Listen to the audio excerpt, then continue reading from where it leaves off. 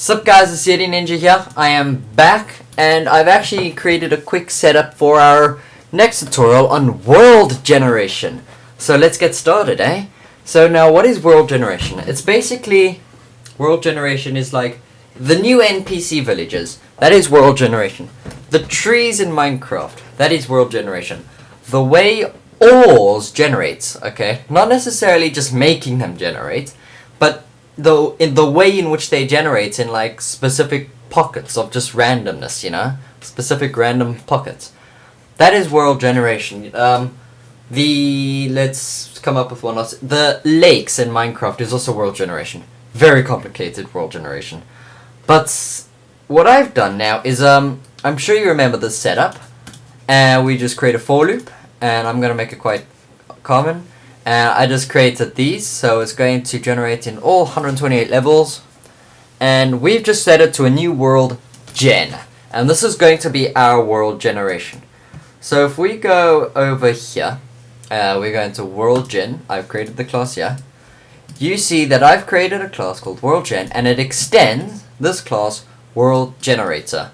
And world generator is a very simple class with two methods. This one, which I don't know of, and I don't think you'll need it, and this very important one called generate.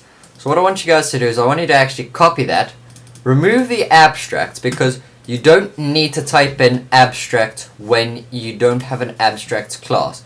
It's not allowed. So you will remove the abstract, and you want to get rid of the semicolon, and you want to give it a body, because we're going to be putting code into this method right here.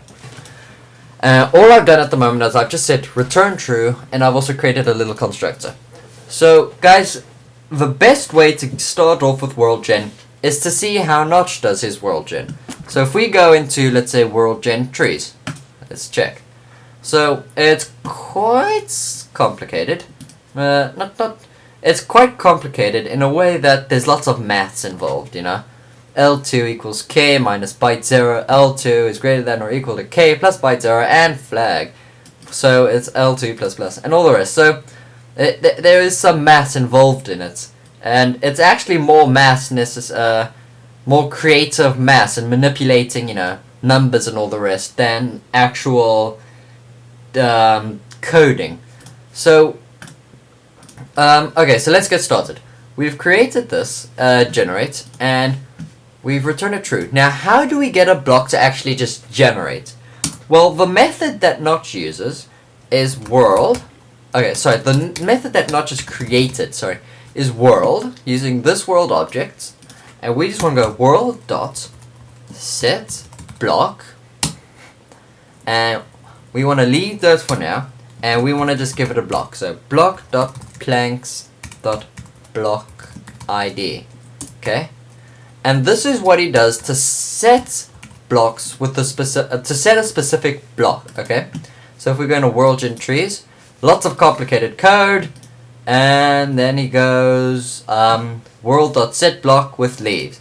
So all that code of manipulating the numbers, and then that simple thing, world.set block with leaves. This bit of code here, and world.set block with wood. And that's basically how you do world gen. You do a lot of manipulative code, telling you what the numbers will be randomly, most of the time, and then you just say world.setBlock. So we're going to skip all this confusing math for now, or if you're like really high level in math, then not necessarily confusing, but just unseen, let's say. We're going to skip all that mess, and we're just going to see what happens when we go world.setBlock. So we've created our new world gen, and what we're going to do is we're going to see what it's like. So if we just go here, we open it up, come on, I go here, and now let's start it up, shall we? So if we delete that world, we don't need it, and we go creative, because we kind of want to be able to fly around and all this. I'm glad Notch has added creative, it makes things so much easier. Alright, we're getting there, okay, here we go. And it's very laggy. You see, what we have in our world now is hundreds of little bits of wooden block, just dotted around the world. Kind of weird, isn't it? And that is world generation. Thank you guys for watching and goodbye. No, it's not. Okay. This is an amazing world generation code. I love it. I should release this mod. It's amazing. Okay, so basically all it did was set a block, and set a wooden block, and that's it. Yeah? And it's all over the map, and it's randomly across the whole map. And I mean, it's not on any like particular ground. It's just all over the map in random areas, as well as like everywhere in water and all the rest and all the stuff. So, how do we get it to be a bit more control? How do we control this? How do we get this to look a bit like a pillar? Like, for example, like these trees. How do we get it to look more like a tree? And how do we get it to not spawn everywhere, like in this world? Well, that, guys, is a tutorial for later on. Basically, all I wanted to tell you was how you get blocks to generate naturally. Oh, okay, and why blocks generate naturally, and it's because of that class right there that we created. Let me show you again. This class right here that we created, all we did, world.setBlock with planks. We forgot about these. We're just going to use IJK for now, and block.planks.blockID. And that's all we kind of did. And we ended up with lots of random blocks all over the place. So guys, thanks for watching this tutorial. This is all I'm going to do for now. I will get onto more like confusing code, but this is more of like something which you should ease yourself onto. Like, I will do this, then I'll create like a wall, then I'll create a mini house, and then I'll create like a tree, and then I don't know what else, because I can't go further than that at this moment.